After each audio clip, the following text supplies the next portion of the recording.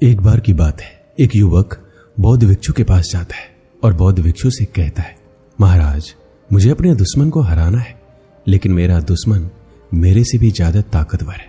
वो मेरे साथ बहुत ही गलत करता है और मुझे उसे हर हाल में हराना है। उस युवक की बात सुनकर बौद्ध भिक्षु बोले कि मेरी एक बात हमेशा याद रखना, दुनिया में कभी भी किसी को अपना दुश्मन नहीं मानना चाहिए और ना ही किसी को अपना दोस्त मानना चाहिए, क्योंकि ज्यादातर दुश्मन तुम्हारे अपने मित्र, सगे संबंधी ही बनते हैं। क्योंकि इस संसार में जितने भी लोग होते हैं वो सब अपने मतलब के लिए आपसे मिलते हैं और फिर जब उनका मतलब खत्म हो जाता है तो वो आपसे अलग भी हो जाते हैं। कुछ लोग पहले तो आपसे अच्छे अच्छे संबंध बनाते हैं और फिर आपको ही नुकसान पहुंचाते हैं। वो आपसे इसलिए संबंध बनाते हैं ताकि वो आपके साथ रहकर कुछ हासिल कर सके और इसी उम्मीद के कारण वो आपसे रिश्ता रखते हैं। इस दुनिया के सारे रिश्ते या तो लेन देन पर या फिर लेन देन की उम्मीद पर टिकी हुई है। बस आपको कोशिश इस बात की करनी चाहिए कि किसी भी इंसान के साथ सौदा करते समय किसी भी हालत में हमारा कोई नुकसान नहीं होना चाहिए। अगर संभव हो तो सामने वाला का भी कोई नुकसान नहीं होना चाहिए, क्योंकि हम ये बिल्कुल नहीं चाहते कि किसी भी परिस्थिति में सामने वाले को हमारी वजह से कोई नुकसान हो। अगर परिस्थिति ही उल्टी पड़ जाए, या तो मैं रहूं या फिर सामने वाला ही रहे, तो हमारी मजबूरी है कि रहना तो हमें ही है, विजय तो हमें हासिल करनी है। इस संसार में जो भी हमारे दुश्मन बनते हैं अधिकतर वो हमसे ज्यादा शक्तिशाली होते हैं, क्योंकि कमजोर जल्दी से आपका दुश्मन नहीं बनेगा और बहुत ही कम लोग होते हैं जो आपके बराबर के होते हैं जो आपके दुश्मन बनते हो, और जो कमजोर लोग होते हैं वो बहुत ही कम लोग होंगे जिसको कि अगर हम नुकसान भी पहुंचा दें तो बदले में हमारा कुछ भी नहीं बिगाड़ पाए। फिर बौद्ध भिक्षु उस युवक से कहते हैं, मैं तुम्हें अपने दुश्मन से छुटकारा पाने के 6 उपाय बताऊंगा, जिसको अगर तुम ध्यान में रखोगे तो अगर फायदा होगा तो सबसे ज्यादा तुम्हारा होगा, अगर नुकसान होगा तो सबसे कम तुम्हारा ही होगा और तुम्हारे दुश्मन का फायदा ना के बराबर और नुकसान तुमसे ज्यादा होगा। फिर बौद्ध भिक्षुक उस युवक को तरीका बताते हुए कहते हैं, सबसे पहले हो सके तो तुम्हें यह कोशिश करनी चाहिए कि तुम सामने वाले से सुलह कर लो। जो भी तुम्हारा आपस में मामला हो उसे तुम शांतिपूर्वक सुलझाने की कोशिश कर लो, क्योंकि इस संसार में ना तो सभी लोगों से जीता जा सकता है और ना ही सभी लोगों से हम लड़ सकते हैं। इसलिए अपने से ज्यादा ताकतवर या अपने से बराबर ताकतवर या अपने से कम ताकतवर लोगों के साथ हमें अच्छे संबंध बनाकर रखनी चाहिए। हमें कुछ भी करके ऐसा रास्ता अवश्य निकालना चाहिए जिसमें सामने वाले की भी संतुष्टि हो और हमारी भी संतुष्टि हो और दोनों का काम शांतिपूर्वक हो जाना चाहिए।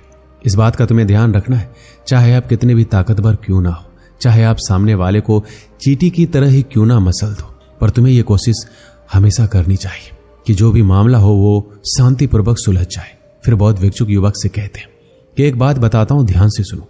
भगवान श्री कृष्ण कौरवों के पास सुलह का प्रस्ताव लेकर गए और इसकी सबसे बड़ी वजह ये थी कि उनके पास एक तो शकुनी जैसी भारी कूटनीतिज्ञ थे और दूसरी चीज ये थी कि दुर्योधन उस समय का सर्वश्रेष्ठ योद्धा था और तीसरी चीज ये थी कि उनके पास 5-5 तरह के अमर लोग थे जो कभी भी मर नहीं सकते थे, जिनमें से एक थे भीष्म पितामह जिन्हें इच्छा मृत्यु का वरदान प्राप्त था, और दूसरा था कृपाचार्य, तीसरा अश्वत्थामा जिनको कि युद्ध विद्या में कोई भी हरा नहीं सकता था, चौथे थे द्रोणाचार्य जिनको यह वरदान मिला था कि जब तक वो खुद अपनी इच्छा से शस्त्रों का त्याग नहीं कर देते तब तक कोई उन्हें हरा नहीं सकता, ना ही कोई मार सकता है, और 5वें थे कर्ण जिनके पास एक कवच था जिसकी वजह से वो हर वार से बचने में सक्षम थे, जबकि पांडवों की तरफ से अर्जुन के अलावा कोई भी शक्तिशाली योद्धा नहीं था। एक बात और, जो कौरवों की सेना थी वो पांडवों की सेना से बहुत ही ज्यादा थी, तो अगर कौरवों और पांडवों में युद्ध होता तो पांडवों की हार तो निश्चित थी। इसलिए सबसे पहला प्रस्ताव भगवान श्री कृष्ण ने समझौते का रखा कि बिना लड़ाई अगर शांतिपूर्वक मामला निपट जाए तो बहुत ही अच्छी बात है, क्योंकि अगर युद्ध होता है तो दोनों ही तरफ भारी नुकसान होगा।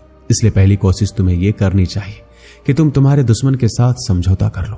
फिर बौद्ध भिक्षुक युवक को दूसरा तरीका बताते हैं, कहते हैं अगर तुम्हारा दुश्मन तुमसे ज्यादा शक्तिशाली है और वो तुमसे ज्यादा है, सबसे पहले तुम्हें उन्हें अलग करने की कोशिश करो। यानी जो तुम्हारा दुश्मन है उसके साथ कौन कौन है, सबसे पहले तुम उन लोगों को दूर करो जिससे तुम्हारे दुश्मन की शक्ति कमजोर हो, क्योंकि तुम तो अकेले हो। अगर वो तुम्हारे ऊपर हमला करेंगे तो वो तुम्हारे ऊपर भारी पड़ेंगे। अगर तुम्हें अपने दुश्मन को हराना है तो उसके लोगों के साथ उसके खिलाफ फूट डालना शुरू कर दो, जिससे कि वो लोग उससे दूर हो जाए। दुर्योधन की सबसे बड़ी शक्ति कर्ण था। महाराज कर्ण की सबसे बड़ी शक्ति उसका कवच था और युद्ध को जीतने के लिए महाराज कर्ण को रास्ते से हटाना जरूरी था। इसके लिए साम दम दंड भेद की नीति अपनाई गई और उसे रास्ते से हटा दिया गया।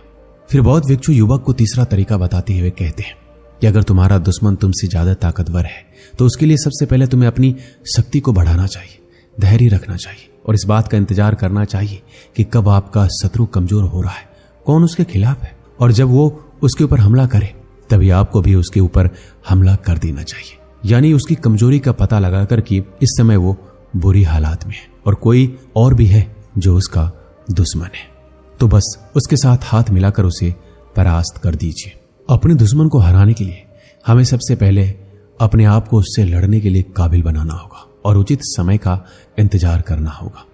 तभी हम अपने दुश्मन को मौका देखकर पूरी शक्ति के साथ पराजित कर सकते हैं। अगर तुम्हारा दुश्मन तुमसे ज्यादा ताकतवर हो तो उसके लिए तुम्हें उसके ऊपर पूरी शक्ति के साथ आक्रमण करना चाहिए। यानी तुम्हें जब ऐसा लगे कि तुम अब उस पर पूरी तरह आक्रमण करने के लिए तैयार हो तभी उस पर आक्रमण करना चाहिए। या फिर तुम अगर किसी और से उस पर हमला करवा रहे हो तो उससे तुम्हारा ही नुकसान होगा। अगर उसने आपके दुश्मन से हाथ मिला लिया तो आपकी जान भी जा सकती है। अगर तुम बिना काबिल बने हमला करोगे तो तुम स्वयं ही बर्बाद हो जाओगे। बौद्ध भिक्षुक फिर कहते हैं कि अगर तुम्हारा दुश्मन तुमसे ज्यादा ताकतवर है तो सबसे पहले तुम्हें उससे दोस्ती करनी चाहिए। उससे ये कहो कि आज से तुम्हारा सबसे अच्छा मित्र हूं, तुम जो कहोगे मैं वो करूंगा। फिर उसी की शरण में जाकर उसकी नींव को खोखली कर दो, मतलब उसके साथ रहकर उसको धीरे धीरे बर्बाद करना शुरू कर दो, जिससे उसको ये भ्रम रहेगा आप उसके दास हो, गुलाम हो और वो आपके ऊपर ध्यान नहीं देगा और आप आसानी से उसे कमजोर करके नष्ट कर दोगे। शकुनी बहुत ताकतवर था और धृतराष्ट्र कमजोर थे, लेकिन धृतराष्ट्र महाराज शकुनी के पिता और उसके 99 भाई को एक एक करके भूखा रखकर मरवा दिया था। उसके बाद महाराज शकुनी ने यह कहा था, ये शपथ ली थी कि जिस तरह से मेरे पिता की और मेरे 99 भाई की मृत्यु का समाचार एक एक करके मुझे हर दिन मिलता है, उसी तरह से धृतराष्ट्र को भी मिलेगा। और अपने से ताकतवर लोगों को नष्ट करने का एक ये भी तरीका है कि तुम मुझसे भी ताकतवर लोगों के पास जाओ और उससे कहो कि आप जो बोलोगे मैं करूंगा, बस आप उसका नाश कर दो, क्योंकि जो आपका दुश्मन है उसे उससे भी ताकतवर लोग आसानी से हरा सकते हैं। जब लाक्षागृह की घटना के बाद पांडवों को यह पता लग गया था कि भीष्म पितामह, महात्मा विदुर और द्रोणाचार्य कौरवों से प्रेम तो करते हैं पर आशीर्वाद के सिवा तो कुछ भी नहीं कर सकते, फिर इसलिए तो भगवान कृष्ण के पराक्रम को देखकर उनके पास आते हैं और कहते हैं कि अब हार और जीत तुम्हारे हाथों में है। फिर बौद्ध भिक्षु अगला तरीका बताते हुए कहते हैं कि तुम अपने दुश्मन के साथ इस तरह का व्यवहार करो कि उसे लगे कि उसका फायदा हो रहा है पर उसमें उसका नुकसान हो। इस तरह आप बिना लड़े उसे बर्बाद कर सकते हो। फिर बौद्ध भिक्षु कहते हैं इन तरीकों को अपनाकर तुम अपने से ताकतवर लोगों को जो तुम्हारे दुश्मन है उसे बर्बाद कर सकते हो, नष्ट कर सकते हो। बस तुम्हें शुरू से लेकर अंत तक धैर्य बनाकर शांत रहना है, क्योंकि जब तुम धैर्य बनाकर रखते हो और योजना बनाते हो तो तुम्हारा पूरा ध्यान योजना पर ही रहता है और तुम पूरे ध्यान से योजना बना सकते हो। लेकिन अगर तुमने धैर्य नहीं रखा और दुश्मन के ऊपर वार कर दिया तो वो तुम्हें हरा देगा और तुम्हारा नुकसान होगा और नुकसान तुम्हारा होगा। तुम शांत रहो तो तुम्हारे दुश्मन को तुम्हारी योजनाओं के बारे में कभी पता नहीं चलेगा। तुम्हारे अंदर हकीकत में क्या चल रहा है, उसे ये लगेगा कि तुम उसके खिलाफ कुछ भी नहीं कर रहे हो। दोस्तों, इस वीडियो में बस इतना ही। मिलते हैं अगले वीडियो में। अपना ख्याल रखिएगा। धन्यवाद।